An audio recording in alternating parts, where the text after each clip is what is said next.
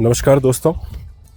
आज से हम कुछ गहन बीमारियों पे हम चर्चा शुरू करने जा रहे हैं और उन बीमारियों को अगर हम समझेंगे तो हम आसानी से उससे बाहर आ सकेंगे।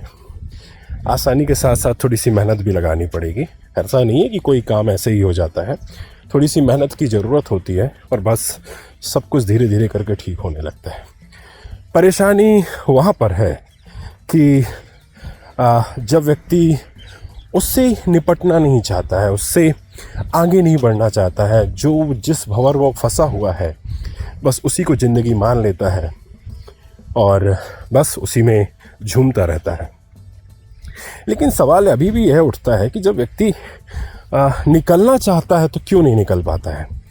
हो सकता है जो कि आपका जो निकलना हो वह ऊपर ही हो। जब व्यक्ति पूरा एफर्ट नहीं लगाता है, पूरी संकल्प शक्ति नहीं लगाता है, उस दौरान यह जो समस्या है वह लोगों के साथ घटित होती है। आप चाहे तो देख लीजिएगा कि ऐसे लोगों के साथ ऐसा होता है कि जब वह पूरे एफर्ट नहीं लगाते हैं और ठीक होना चाहते हैं बस ऊपर ही से, तो वह ठीक ही नहीं होते हैं। उनका ये जो परेशानी है वह लगातार बढ़ता जाता है और रेगुलर बढ़ता जाता है। तो आज मैं एक ऐसे विषय में बात करना चाहता हूँ जिससे लगभग बहुत से लोग परेशान हैं और वह चीज़ है OCD। तो आज आप एक उदाहरण से समझेंगे कि जो OCD है यह किस किस प्रकार से हो सकती है। अच्छा, यहाँ पर एक और जो चीज़ है वह पूछी जाती है कि व्यक्ति विशेष हमेशा यह पूछता है कि जब उसे कोई परेशानी हो जाती है ना तो वो उसे एज अ पागलपन के तौर पे लेने लगता है कि मतलब उसे ऐसा लगता है कि जो उसके साथ घट रहा है या जो भी परेशानी उसके साथ हो रही है वह उसको ऐसा लगता है कि कहीं वह पागल तो नहीं हो रहा है। मतलब ये अगर यह चीज़ व्यक्ति को समझ में आ जाए कि यह पागलपन नहीं है, यह एक मानसिक परिस्थिति है और यह जो मानसिक परिस्थिति बनी है वह आपके जाने अनजाने से बनी है। कई दफ़ा व्यक्ति विशेष इसे जानबूझकर बनाते हैं और कई दफ़ा व्यक्ति अनजाने में इसमें फंस जाता है। तो कुछ ऐसी ही एक स्टोरी आपसे शेयर करना चाहता हूँ जिससे आपको यह समझ में आएगा कि जो आप लोगों के साथ घटित हो रहा है कि इसमें अगर थोड़ा सी आप मेहनत करेंगे और आप इसे समझेंगे तो आपका ये जो परेशानी है ना यह धीरे धीरे करके ठीक होने लगेगा। और यह कोई कहना चाहिए पागलपन नहीं है, ठीक है। तो आज मैं एक ऐसे लड़के की बात बताना चाहता हूँ आपको कि वह ना एंजाइटी से बहुत परेशान था, बहुत ही ज़्यादा परेशान था एंजाइटी से और उसे काफ़ी समय हो भी गया था एंजाइटी से। फिर एक दिन क्या हुआ कि एक बाज़ार में गया वो, और बाज़ार में जब गया तो बाज़ार में ना एक लड़की के सामने पहुंचा। बहुत खूबसूरत लड़की थी और उसे देखकर उसके मन में ना हलचल मची कि जो भी है XYZ। तो अब भाई साहब वहाँ पर जब हलचल मच तो गई, लेकिन क्या हुआ कि वो थोड़ी दूर जैसे ही निकला है उसके दिमाग में क्या चीज़ आई बताएं। उसके दिमाग में आई कि कहीं उसने लड़की के ब्रेस्ट को पकड़ तो नहीं लिया था, मतलब उसे दबा तो नहीं दिया था। और उसके पसीने छूटने लगे और वो भाग कर क्या हुआ, जाके एक बिल्डिंग का किनारा था वहाँ पे जाके खड़ा हो गया और वह यह सोचने लगा कि अब क्या होगा अगर मैंने उसके ब्रेस्ट को दबा दिया होगा तो अब तो मैं गया, पुलिस आएगी, मुझे पकड़ के ले जाएगी, जो भी है। मतलब उसके मन में रेगुलरली से वह थॉट्स आने लगे कि कहीं मैंने उसके ब्रेस्ट को दबा तो नहीं दिया और अब मेरा क्या होगा, मेरे को तो छेड़छाड़ी के केस में बहुत लंबे से जाना पड़ेगा, मेरे ज़िंदगी वही, मतलब बहुत सारी ऐसी थॉट्स उसको आने लगी। फिर उसने एक अंदर ही अंदर क्या किया, वो अपने आप को समझाने के लिए, अभी भी उसका एक जो समझाने वाला जो पार्ट था वह एक्टिव था। उसने कहा कि यार चल के देखें क्या कि मैंने उसको दबाया कि नहीं दबाया, उसके ब्रेस्ट चले कि नहीं चले। तो उसने क्या किया, उसने कंफर्मेशन के लिए कि नहीं शायद मैंने दबाया नहीं हो तो वहाँ से वह गया वहीं पर जहाँ पर उसने लड़की को देखा था। तो जैसे ही उस एरिया के पास पहुंचने वाला रहता था तो उसका एंजाइटी बढ़ रहा था। उस देखता है आसपास का माहौल, आसपास का माहौल देखता है, उसके इंटरनल मन में क्या चलता रहता है पता, कि अगर मैंने लड़की का ब्रेस्ट दबा दिया होता तो अभी तक तो यहाँ बहुत भीड़ लग जाती, बहुत ज़्यादा ही भीड़ लग जाती, और लोग मुझे ढूंढ रहे होते, शायद लड़की रो भी रही होती या पुलिस आ गई होती। लेकिन यहाँ तो ऐसा कुछ नहीं है।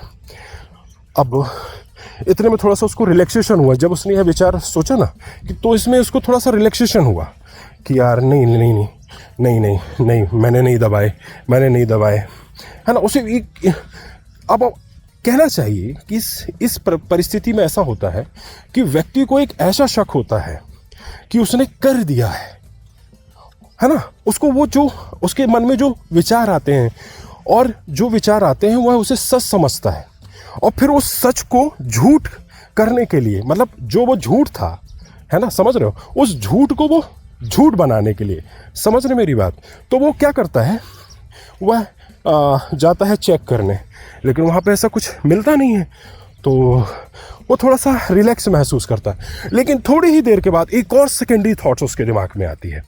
क्या आती है कि शायद उसको पुलिस थाने न ले गई हो, हाँ, मेरी पूछताछ करने के लिए, और एकदम से डर जाता है और पसीने पसीना हो जाता है कि अरे अरे, हाँ, पुलिस पहुँच ले गई होगी, अब मेरा क्या होगा। फिर एकदम से उसके दिमाग में एक और विचार आता है। ऐसा करते हैं कि यहाँ पर ना आसपास लोगों से पूछते हैं, क्योंकि अगर इतनी बड़ी वारदात होती तो लोगों को तो पता होता। तो वो ऐसे ही करता है, तो ऐसे भटकते भटकते, लहराते मटकते मटकते, और अंदर इतना डर, बेचैनी, घबराहट बनी ही हुई है, तो वह जाता है और वहाँ पर आसपास एग्जैक्टली जहाँ पे वो उसके मन में जो विचार आया था ना, जहाँ पे लड़की थी, उसी के आसपास एक पान का टपरा था, एक फुल्की वाला खड़ा था। तो फुल्की खाने के बहाने, अब समझना कि उसे लोग कहीं उस कुछ गलत ना समझे, पागल ना समझे, तो वो एक फुल्की खाने के बहाने गया वहाँ पर, और गया, और भैया क्या हाल चाल है, भैया यहाँ पे कुछ अभी लफड़ा हुआ था क्या? तो फुल्की वाला होता, नहीं भैया, यहाँ पे तो कोई लफड़ा नहीं हुआ था। अच्छा, यहाँ पे मतलब किसी लड़की को छेड़ा तो नहीं था? मुझे ऐसा बोला गया कि यहाँ पे एक लड़की को छेड़ा गया है, तो मेरे को लगा यार लड़की को कौन छेड़ेगा, तो बोले नहीं भैया, लड़की उड़की को तो यहाँ पे कोई नहीं छेड़ा। बोले अच्छा ठीक है भैया, 10 की फुल्की खिला देना।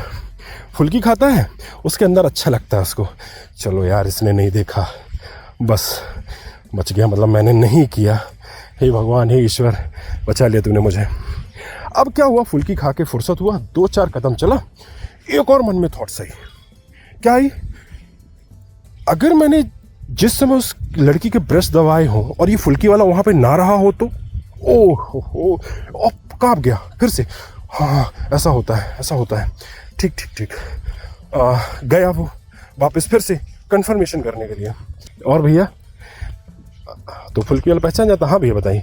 बोले भैया यार 10 की फुल्की और खिला दो यार, आपकी फुल्की जो थी ना वो बहुत बढ़िया थी, बहुत टेस्टी थी। तो बोलता अच्छा ठीक है। फिर उससे पूछता है, अच्छा भैया यहाँ पे कितने बजे से आ जाते हो आप फुल्की लेने, मतलब सोचो उस बात, कितने बजे से आ जाते हो आप यहाँ पर फुल्की लगाने ठेला?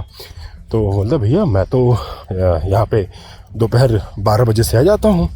अच्छा 12 बजे से, फिर वो मन में काउंट करता है कि कितने बजे की घटना होगी। वो देखता है तो उसे मतलब अपना जो एहसास होता है कि वो करीबन उसने वो हरकत जो की थी वो 2:30 बजे करीब की थी।